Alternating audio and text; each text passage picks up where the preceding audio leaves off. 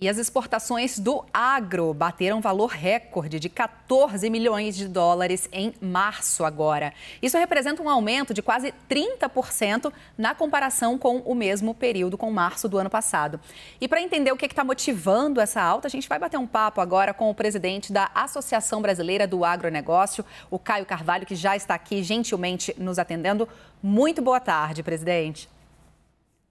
Muito boa tarde, um prazer estar com vocês. Obrigada. Eu queria primeiro que o senhor destrinchasse para a gente, né, quais foram os setores que mais cresceram, que puxaram esse aumento aí de 30% na comparação com março do ano passado e qual é o peso também desse ambiente que estamos vivendo mundialmente da guerra, né, entre a Rússia e a Ucrânia, que acaba afetando o mercado global, né? Sem dúvida alguma, uma coisa está completamente ligada à outra. O fato de um país importante como a Ucrânia, que é grande produtor de óleo de girassol, não poder estar fazendo isso, o que acontece é que o óleo da soja valorizou-se de uma forma extraordinária. E o Brasil, como um dos principais, longe, produtor de soja, acabou colocando volumes expressivos de óleo de soja no mercado internacional. E isso, claro, pesou de uma forma extremamente positiva na nossa balança comercial, assim como o aumento dos preços, né? O aumento dos preços foi algo realmente, a subida de preços de commodities foi impressionante. E é claro que isso pesa muito na balança comercial. Então, o Brasil está aí, as oportunidades surgiram e, claro, sempre o Brasil é muito lembrado. Presidente, ficou claro que a guerra teve um impacto, né, nesses números. Mas agora, pensando nos próximos meses, a gente não sabe como é que vai ficar o cenário da guerra. A gente consegue ter alguma previsão de como é que vão ser os números daqui para frente ou não tem como a gente prever? Olha, é muito difícil o para frente, o tamanho, a dimensão do para frente, né? Quanto tempo vai durar a guerra e o que acontece com essas sanções? Serão flexibilizadas? O enorme temor que tem o europeu, ou mesmo agora o mundo ocidental, do que é a insegurança alimentar, pode trazer uma certa flexibilização nas sanções, na questão de fertilizantes, na questão da própria produção de trigo fundamental lá da Ucrânia ou na enorme produção russa. Quer dizer, vai haver uma flexibilização ou não irá haver, né? Qual é o grande temor de todo o mundo ocidental e mesmo mais próximo onde está tendo conflito? Quer dizer, a falta de fertilizantes absolutamente significa redução de produtividade, que vai significar redução de produção e, portanto, de oferta, o que significam preços mais altos, inflação mais alta. Todo o quadro é, obviamente, muito ruim, olhando sobre esse prisma. Portanto, o tempo que a guerra vai demorar, ou esse conflito vai demorar, o nível das sanções ou a flexibilização das sanções, tudo isso, digamos assim, eu chamaria de variáveis que estão em discussão e, obviamente, isso também vai pesar no Brasil, porque nós somos também impactados por isso. Pois é, presidente, então, seguindo nessa linha de raciocínio aí, eu lembro que muito se falava ainda nos primeiros dias de guerra que isso poderia representar uma oportunidade para o Brasil, né, de abrir, de expandir alguns mercados de commodities, essa história também dos fertilizantes, de que poderia afetar, já estamos aí com 52 dias de guerra, aparentemente, me corrija o senhor se eu estiver equivocada aqui, mas aparentemente isso ainda não tem nos afetado, pelo menos a grosso modo. O que já dá para dizer que o Brasil tirou de aprendizados dessa possível oportunidade com a guerra na Ucrânia e de que forma isso também tem afetado o nosso mercado interno aqui? Olha, o primeiro aspecto importante é sempre examinar o fato que a questão geopolítica tem impactos que nem sempre são imediatos, mas seguramente são impactos que ficam e que trazem aspectos pesados para todos nós.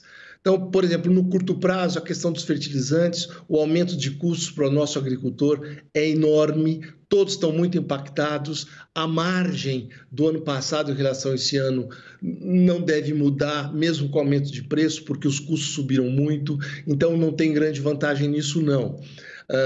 O meu maior temor é outro, que eu devo dizer a vocês.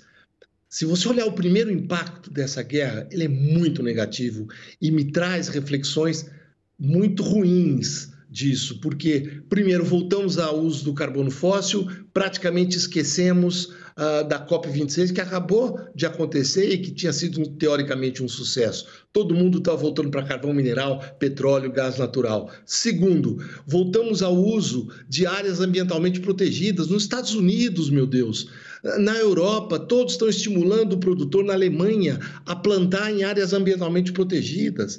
E terceiro, a volta ao protecionismo, precaucionismo, ou seja, o ambiente é ruim. Nós tínhamos estoques de fertilizantes, nós estávamos assentados e estaremos até o segundo semestre. Aí a gente vai começar a ver essa conta com o problema de fertilizantes, principalmente para o nosso agro. Vamos ver. Agora, presidente, pensando do lado do consumidor, a gente tem visto que os preços estão mais altos e cada vez mais altos. Eu quero saber como que esse aumento na exportação pode ter impactado nesse cenário, se é que impactou para esse aumento dos preços, né, para o consumidor. Isso é importante. Certamente está impactando a todos nós. A inflação está alta, mas não é porque o agricultor está exportando muito mais, é porque os preços subiram. O Brasil tem limites físicos claros de infraestrutura de portos, então não há essa preocupação de dizer nós vamos exportar tudo e vamos deixar o consumidor aqui amargando preços, como alguns países fizeram, taxando exportações, porque não tem limite nas exportações. Não, nós temos limites físicos conhecidos. Os últimos 3 anos foram um espetáculo na melhoria de infraestrutura para trens, para estradas, alguma melhoria em portos, sim, mas nós continuamos, obviamente, com uma porção de problemas, com limites, a gente não consegue dar esse salto espetacular, não. O que aconteceu, de fato, foi uma melhoria substancial nos preços. Pois é, presidente, pensando nisso, então, né, nesse atendimento do mercado interno, temos aí uma população gigantesca ainda de miseráveis e o país exportando tanto. Quais são os maiores desafios da gente conseguir atender os dois lados dessa balança, hein? Equilibrar um pouco? Nós em primeiro lugar, é fundamental que a gente continue a ter o espaço que o Brasil tem na geopolítica global. O Brasil não tem um espaço na geopolítica global sobre outras questões que não são aquelas relacionadas ao agro. A presença brasileira no mundo e a importância do Brasil está diretamente ligado ao agro e aos outros aspectos que dizem respeito também à energia, que é o caso do petróleo, que hoje o Brasil exporta, etc. Então, esse é o primeiro grande impacto brasileiro. E é aí que o Brasil é reconhecido e conhecido no mundo pelo seu peso e pela sua exuberância, né? Então, se vocês olharem os dados da nossa balança comercial, ela é sempre azul e ajuda demais a segurar os nossos problemas na medida em que a gente segue com o nosso volume de exportações, que vem crescendo, de fato vem no agro, mas crescendo com percentuais que não são tão exuberantes, mas de fato o que acontece é que o câmbio, lembrem disso, a relação real para o dólar, ou seja, quantos reais o dólar compra, né? O câmbio mais, digamos, a valorização dos preços é que deram esse salto na balança comercial. As coisas vão se normalizando. Agora, o peso espetacular, eventualmente, de aumento de preços lá fora vão trazer impacto em todos os países, sejam exportadores, importadores, seja o que forem, né? Agora, a minha visão é que, por mais que a gente veja um cenário complexo desse conflito europeu, nós olhamos para os países de uma forma geral que estão segurando, digamos assim, a sua produção para o seu consumo, e a gente olha para o Brasil e vê que o Brasil não tem esse tipo de problema. Agora, os preços no mercado interno brasileiro, o Brasil é um país aberto, é um país, vamos dizer assim, democraticamente aberto e liberal. Os nossos preços são função da realidade econômica mundial. Nós não temos aqui, digamos assim, um mercado fechado do ponto de vista de preços, né, estabelecido pelo governo. Perfeito, muito bem explicado. Os países realmente, todos os dados estão conectados, os números estão conectados. Foi muito bem explicado aqui pelo Caio Carvalho, que é o presidente da Associação Brasileira do Agronegócio. Presidente, a gente agradece a sua disponibilidade e a sua entrevista aqui na CNN nessa tarde de sábado.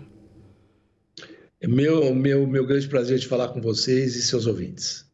Obrigada. Até a próxima.